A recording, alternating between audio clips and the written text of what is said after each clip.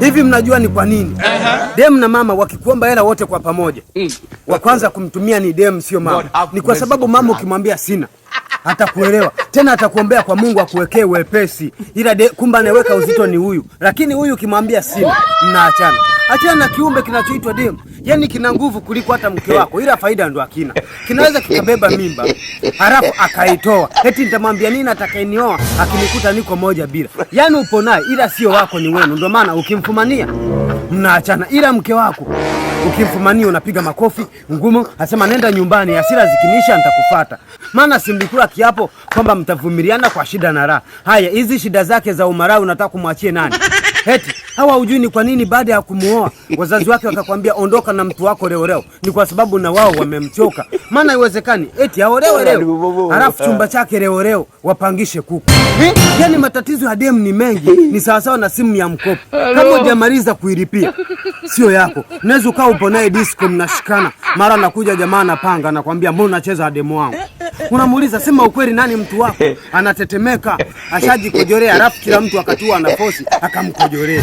Anawaza imekuwaje tena dereva mzoefu leo nagongesha, kumbe ni shetani yupo kwenye kampeni. Yaani muone mzini bado mpo kwenye mfumo wake 442. Basi anawaza huyu ana nguvu kitandani, huyu ana nguvu mfukoni, na yupo tayari kuwapoteza wote. Yaani ndio kiumbe cha kwanza kushika mawili na kikayashika.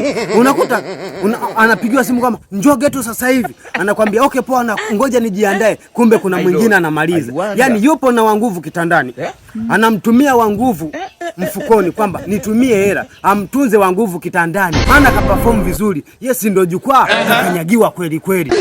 Alafu hivi ukiwa na hela, njaa inakuuma au inakuuma ukiwa una hela? Mimi nahisi njaa itakuuma ukiwa una hela, maana na yenyewe inapenda iheshimiwe. Yaani unyenyekewe kama kwa rutaru na subiria sakramenti. Sasa ikukamata ukiwa una hela, ifinye tumbo mpaka uiombe kwamba naomba univumilie baada ya masaa mawili. Lakini ukiwa na hela, ikikushika unaenda unanunua kwa kuikomoa. Yaani sawa sawa na uwe unaumwa, uende kwa mganga akupe dawa ya siku kama kutesti, kwamba ukijisikia afadhali uje uchukue dozi ambayo dawa anauza bei gani. Halafu ukikumbuka sasa umezunguka sehemu nyingi ukakosa msaada, kwa hiyo hapa lazima urudi mara hile aliyokupa kutesti upone. Na kama kawaida mbongo ukishajisikia afadhali huwa tubalizaji dozi. Yaani sawa sawa ambia kwamba kesho kutwa kuna shughuli pombe za kumwaga, lazima niache leo dawa ili kesho nikinywa zisiniue. Basi hiyo ndio ilikuwa sababu iliyowafanya wafanya biashara waache kuonjesha, ila wauza popcorn wa makumbusho bado hawajajifunza.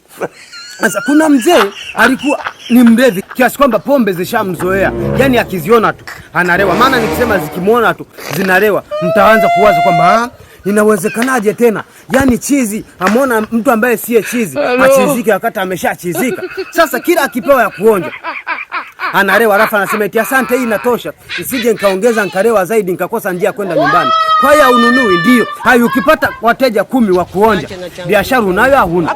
Lakini ukiwa wewe ni mtu wa kukosa, hata ukiwa na hela njaa itakushika ili uzitumie ziishi. Na sijui ni kwa nini. Unaweza ukawa na hela ndogo ukasema sitaitumia, ngoja haje mteja ili iongezeke. Mpaka kula uli mteja haje, unasema ngoja niagize chakula.